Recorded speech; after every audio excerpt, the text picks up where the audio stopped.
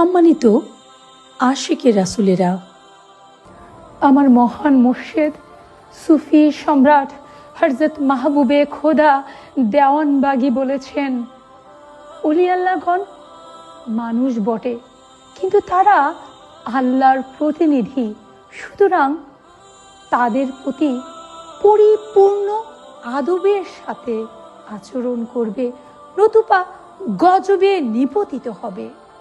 তাই ওই সমস্ত মহামানবের কথার মাহাত্ম্য না বুঝে কোনো মন্তব্য করতে নেই, কারণ তারা তো আল্লাহর নির্দেশ মোতাবেক চলেন। আমার মহান মুর্শিদ বলেছেন, বেয়াদব আল্লাহর রহমত থেকে বঞ্চিত। আমরা যারা আশিকে দেওয়ানবাগী, তারা যাতে কখনোই বেয়াদবিদের অন্তর্ভুক্ত না হই। মহান রাব্বুল আলামিন সূরা ইউনুস আয়াত ৬২ বলেছেন, জেনে রেখো নিশ্চয়ই আল্লাহর ওলিদের কোনো ভয় থাকবে না। আজ আমি সবার কাছে একটি অনুরোধ রেখে দিতে চাই, আপনারা যারা আমার জন্মদাতা পিতা,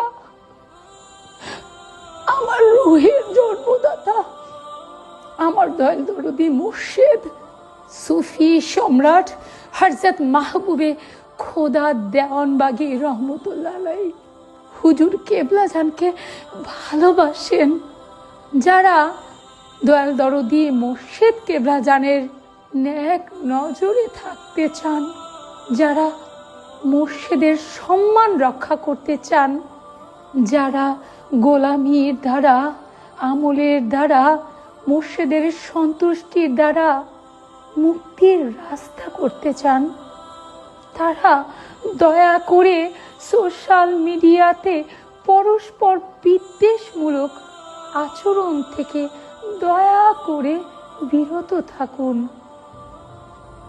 সম্মানিত আশিকে রাসুলেরা, আপনাদের প্রতি আমার উদাত্ত আহ্বান থাকবে, আসুন আমরা দয়াল দরদি মুর্শিদ কেবলাজানের ওই পবিত্র নামের উসিলায়, তিনি যে আপনাদেরকে তার পবিত্র জবানিতে অসংখ্যবার বলেছেন, সম্মানিত আশিকে রাসুলেরা, সেই পবিত্র নাম মোবারক আমি ভুলতেই পারি না।